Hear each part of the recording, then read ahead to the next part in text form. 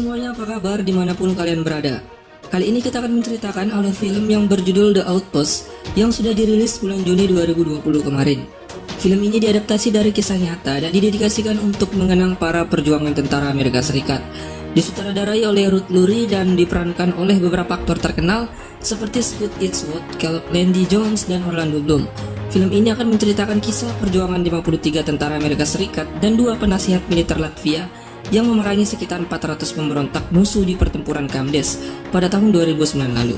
Di mana pada tahun 2006, PRT Kamdes yang kini berganti nama menjadi Combat Outpost Keating adalah salah satu dari beberapa pos terdepan Angkatan Darat Amerika Serikat yang didirikan di Afghanistan Utara untuk mendukung kontra pemberontakan dan penghentian pemasukan senjata para pejuang Taliban.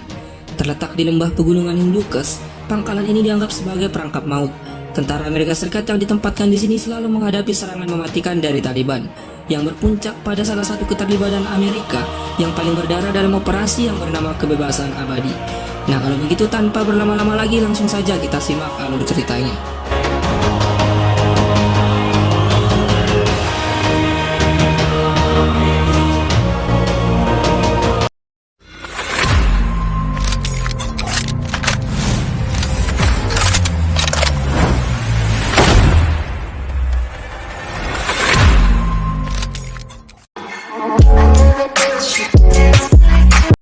Film ini diawali dengan keberangkatan Sersan Romesa dan para tentara baru Amerika Serikat, yaitu Gallegos, Scusa, Younger, dan Kirk, yang akan ditugaskan di pos PRT Kamdes di bawah komando Kapten Keating, di mana mereka merupakan para tentara muda yang langsung diterjunkan di lokasi yang sangat mematikan dari serangan Taliban.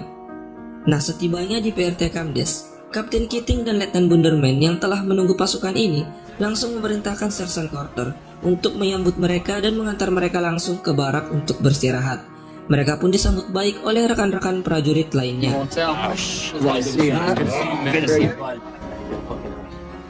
Keesokan paginya, Sersan Romesa dan para tentara baru ini pun memulai tugasnya. Mereka terkejut melihat posisi pos penjagaan tempat mereka bertugas berada di tengah-tengah lembah yang sangat ekstrim dan terlalu berisiko dari serangan-serangan Taliban. Dan ini membuat para tentara yang berjaga harus selalu waspada.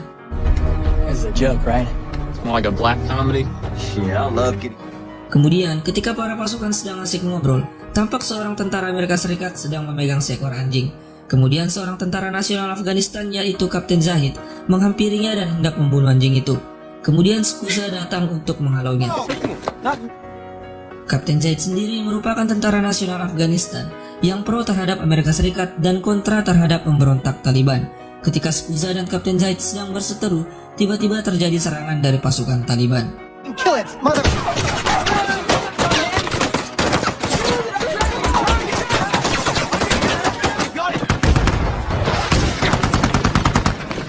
Para tentara Amerika Serikat pun mencoba menangkis serangan Taliban tersebut. Kemudian, melalui pusat pemantau komunikasi, Kapten Keating memerintahkan beberapa pasukan, yaitu Willie dan Pete, di bagian mortar untuk menembakkan mortar ke arah lokasi yang sudah ditargetkan. Dan baku tembak pun akhirnya dimenangkan oleh para tentara Amerika Serikat.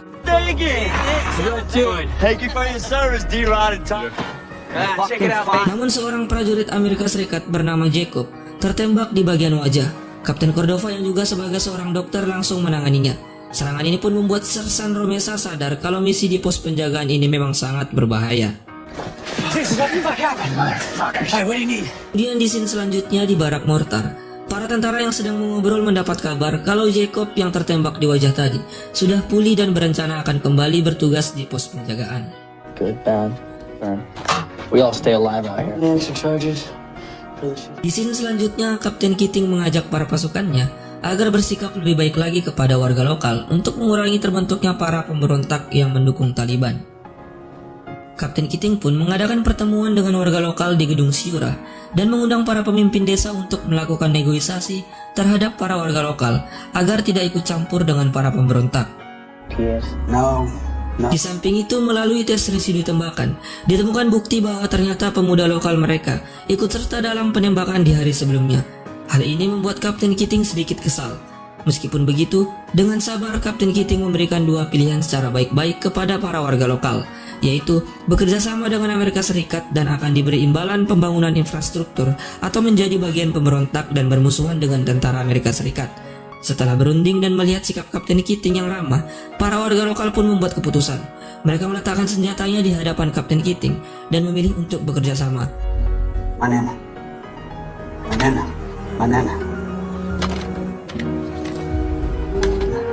You are a good. Kemudian, pimpinan desa memberi kehormatan kepada Kapten Keating dengan menjulukinya Ahmad, atau orang yang sangat terpuji.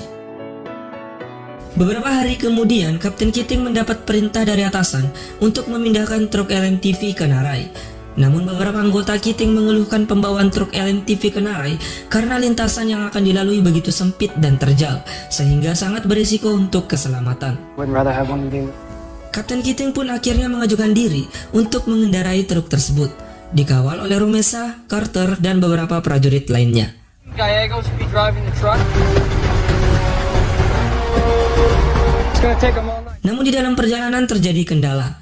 Carter dan Rumesa memeriksa sesuatu yang menghalangi jalan, yang ternyata hanyalah seekor ayam yang sudah mati. Sementara truk LMTV tergelincir dan jatuh ke jurang hingga menewaskan Kapten Keating. Okay. No, it's not that. Okay.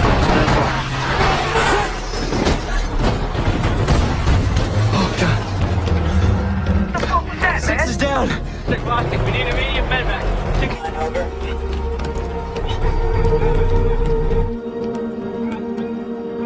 Setelah kematian Kapten Keating, PT Kamdes pun diperkenalkan oleh komandan pimpinan baru yaitu Kapten Yeleskas. Kemudian Sersan Romesa mengajak Kapten Yeleskas untuk melihat-lihat situasi pos penjagaan. Sersan Romesa juga memperkenalkan seorang penasihat Latvia yaitu Lakis yang bertugas untuk melatih para tentara nasional Afghanistan. Kemudian ketika Romesa sedang menunjukkan lokasi masjid kepada Kapten Yeleskas, tiba-tiba terjadi kembali serangan Taliban yang nyaris menewaskan mereka.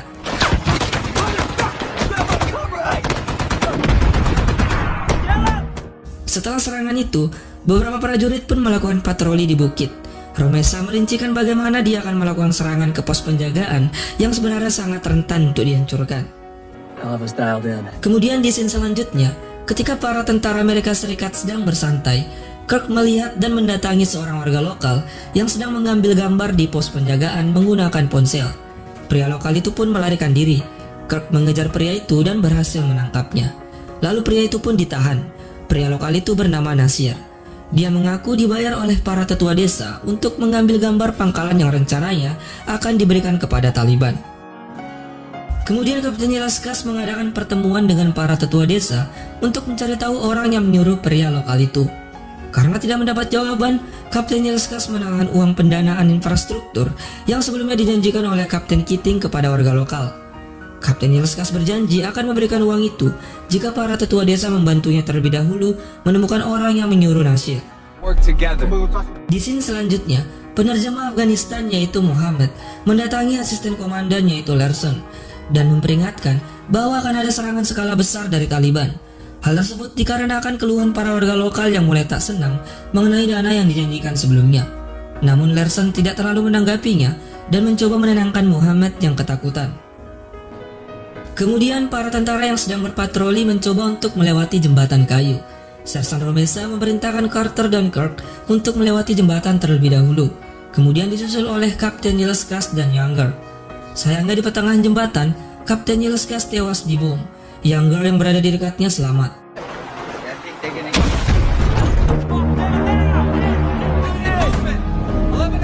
Di barak peristirahatan, Younger yang trauma atas kematian Kapten Yeleskas mencoba bunuh diri.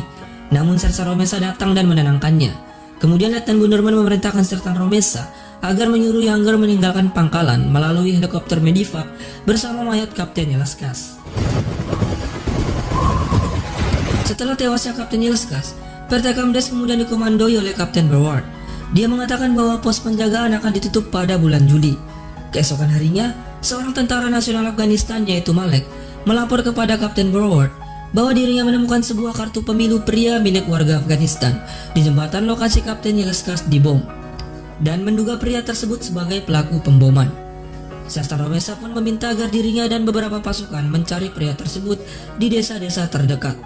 Namun untuk menjaga perdamaian dengan warga lokal, Kapten Broward menolaknya dan mengatakan bahwa petugas investigasilah yang akan menanganinya. Di scene selanjutnya, Sersan Romesa dikejutkan kembali dengan serangan para pemberontak. Dalam keadaan terdesak, Sersan Romesa pun meminta perintah komando untuk menembakkan mortar ke arah yang telah ditargetkan. Namun, Kapten Broward yang begitu taat dengan peraturan meminta kepastian yang jelas kepada Romesa apakah serangan itu berasal dari pemberontak atau tidak. Setelah mengkonfirmasi, barulah perintah penembakan mortar diizinkan. Akibat kejadian tersebut, Kapten Broward dan Sersan Romesa berselisih. Kapten Broward yang lebih mentaati peraturan menegaskan agar Sersan Romesa mampu mengontrol emosinya dan tidak sembarangan melakukan kontak senjata. Kemudian, Broward mengatakan atas permintaan Presiden Afghanistan, pos penjagaan dibatalkan tutup sampai pemilu di Afghanistan selesai. Pimpinan pusat pun menyetujuinya dan penutupan pangkalan diganti menjadi bulan Oktober. Selanjutnya di suatu malam ketika beberapa prajurit sedang dalam penjagaan, seorang prajurit mendapati para pemberontak menembakkan mortar. Keesokan paginya, Letnan Bannerman dan Carter menjelaskan bahwa sebelumnya tidak pernah terjadi serangan menggunakan mortar dan tidak diketahui dari mana mortar tersebut didapat. Kapten Broward juga sempat mencurigai Tentara Nasional Afghanistan. Kemudian, para tetua desa menjumpai Kapten Broward dan meminta pertanggungjawaban atas kematian seorang gadis lokal yang tewas tertembak mortar semalam dan diklaim sebagai serangan balik Amerika atas tewasnya Kapten Jelaskas. Namun, seorang prajurit mengatakan bahwa mayat itu sudah tewas berhari-hari lalu dan menganggap hal ini hanyalah rekayasa warga lokal untuk mendapatkan bayaran yang sebelumnya ditahan oleh Kapten Jelaskas. Kemudian, seorang tetua digigit anjing milik Skuza. Untuk menjaga situasi tetap kondusif, Kapten Broward menembak mati anjing milik Skuza dan setuju untuk memberikan ganti rugi kepada warga lokal. Setelah itu, ketika para prajurit sedang bersantai, Kapten Broward datang dan memberitahu bahwa dirinya telah dibebas tugaskan dan pos penjagaan akan secara resmi ditutup pada bulan Oktober. Kapten Broward juga meminta Letnan Bannerman bertanggung jawab sementara atas pos penjagaan sampai Kapten Fortis tiba untuk mengambil alih komando. Bannerman pun meminta para pasukan untuk tidak membicarakan soal penutupan pos penjagaan kepada siapapun. Singkat cerita, pada pagi hari tepatnya tanggal 3 bulan Oktober 2009, malapetaka pun dimulai. Ketika para prajurit sedang berjaga seperti biasanya, tiba-tiba Muhammad datang dan memperingatkan bahwa para penduduk desa telah pergi dan ratusan pejuang Taliban akan mengepung pos penjagaan.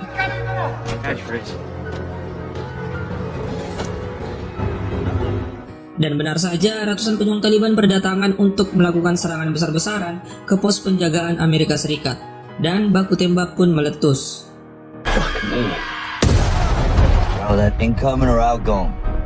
Beberapa pasukan yang masih tertidur pun bergegas menyiapkan diri untuk pertempuran.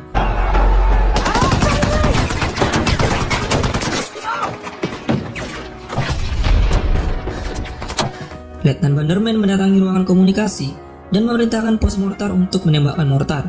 Namun Thompson yang berada di pos mortar tewas tertembak. Tim mortar pun tidak bisa menggunakan mortar karena ditembaki terus-menerus.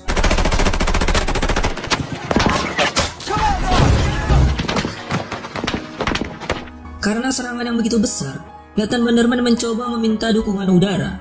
Sayangnya cuaca yang tidak memungkinkan membuat bantuan udara baru bisa datang dalam waktu 2 jam lebih. Pertempuran sengit pun terjadi, di mana 53 tentara Amerika Serikat harus berhadapan dengan 400-an lebih pasukan pejuang Taliban. We gotta get to Larson. You do it. I'm coming, Thompson.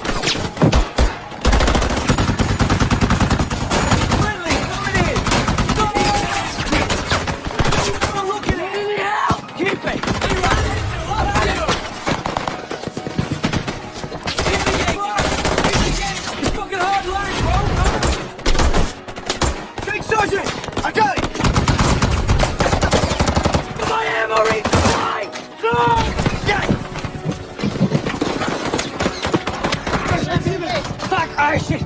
Okay, good, hold on. You got him. You're in the way. Fuck this hell, man. Generator.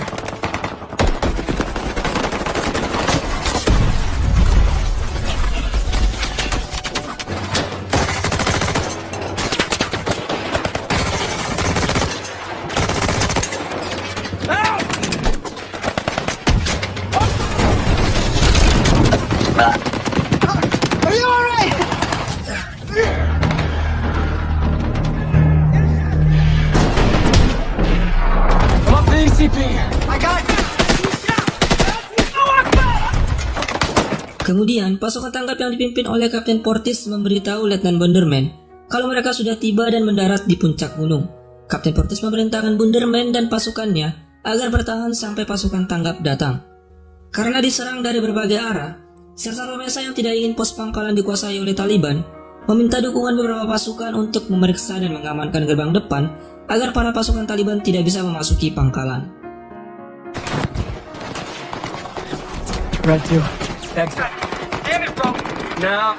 Sesampainya di gerbang depan, Sersan Romesa dihadapkan dengan ratusan pasukan Taliban yang mulai mendekati gerbang depan. Namun beruntung, tepat bantuan helikopter pembom B-1 tiba dan membombardir seluruh pasukan Taliban. Di samping itu, Carter mencoba mendatangi Larson dan Mace yang terjebak di dalam Humvee. Kemudian, mereka meminta bantuan udara agar bisa membawa Mace yang sudah terluka parah. Dan Mace pun berhasil dibawa ke pos darurat untuk kemudian dirawat oleh Kapten Cordova. As you can hear, air support is out there doing the low. Kemudian pukul 6 sore, pasukan tanggap yang dipimpin oleh Kapten Portis tiba. Dari bukit tampak pos penjagaan yang sudah porak-poranda. Perang pun usai. Pasukan Taliban berhasil dipukul mundur. Akibat kejadian ini, Letnan Bonderman melaporkan kepada Kapten Portis bahwa 27 tentara Amerika Serikat terluka, sementara 8 orang tewas dan belasan pasukan nasional Afghanistan terluka parah. Setelah tragedi tersebut, pangkalan ini pun resmi ditutup tepatnya di bulan Oktober tahun 2009 lalu, dan seluruh tentara di pos penjagaan ini mendapatkan penghargaan tinggi berkat keberanian mereka. Kisah ini dibuat berdasarkan hasil investigasi pertempuran Camp-Des yang disebabkan oleh kesalahan pimpinan militer dalam meningkatkan pertahanan pos penjagaan, yang menjadikan para tentara Amerika Serikat sasaran empuk. Di mana kala itu tentara Amerika Serikat ditempatkan di pangkalan dengan posisi yang sangat berbahaya tanpa pertahanan yang memadai.